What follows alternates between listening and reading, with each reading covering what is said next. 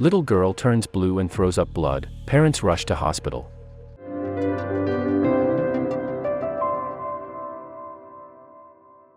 Unfortunately for a mother and father in Oklahoma, their worst nightmare became reality when their 2-year-old daughter was rushed to a hospital after she unexpectedly began to turn blue and threw up blood. When doctors performed an X-ray, they discovered the cause, but it was already too late.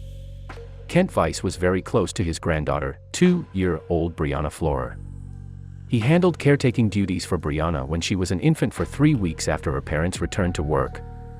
She never, not one time, had a bad day, Weiss said, his voice cracking with emotion. She was always happy and laughing. I took care of her, she was just an angel.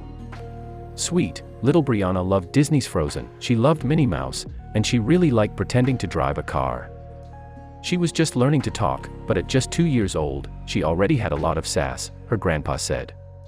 And, he will be the first person to tell you, Brianna had him wrapped around her finger from day one with those little blonde curls and big, brown eyes. One day, Brianna was laughing and jumping around with her older brother and 2 sisters at her grandparents' home, but things would take a bad turn for the blonde-haired toddler.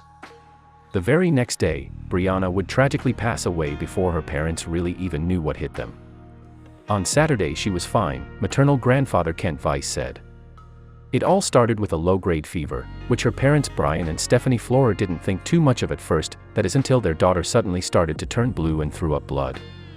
They immediately called an ambulance, which met them at a convenience store to check Brianna's condition. She threw up again, Weiss said. It was a massive amount of blood, and they rushed her to the Grove Hospital.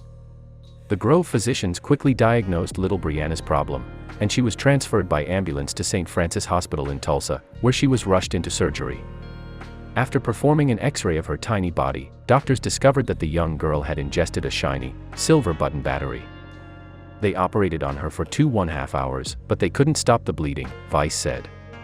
They believed the battery ate through to her carotid artery by way of her esophagus. Doctors believe that Brianna had ingested the battery within 6 days of passing away.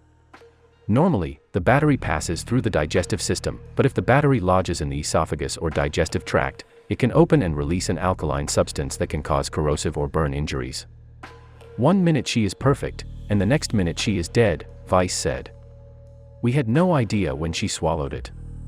Dr. Toby Litovitz, executive and medical director of the National Capital Poison Center, warns of the dangers of swallowing button batteries. Dr. Toby Litovitz stated that devastating outcomes can occur in small children when lithium button batteries get lodged in a child's esophagus. It causes an electrical current to go through the tissue. The electrical current is causing more damage because it is splitting the water surrounding the button battery and forming hydroxide, which is an ingredient in lye. Imagine dropping little tiny drops of lye in one place in the esophagus, Litovitz said. The lye substance perforates the esophagus and goes into whatever tissue is nearby, it can be the aorta or the trachea. Serious complications also have been seen when small batteries are placed in the nose or ear, which is another situation where urgent removal is critical. The important thing to remember is, these batteries are everywhere, Litovitz said. Kent Weiss thinks Brianna saw the shiny battery and swallowed it, thinking it was candy. The family had no idea something so small could be so lethal. They do know that they never want another family to feel the pain they are now. Weiss wants his granddaughter's death to act as an eye-opener for parents and bring about change. I want to keep these things out of houses, he said. They are dangerous. Although banning them from homes isn't a likely solution, raising awareness about the potential danger is something we can all do. As the doctor said, these batteries are now everywhere. Informing others about this threat to little children in our homes is a must. In a blink of an eye, our entire world could change, all because of something a child found on the floor.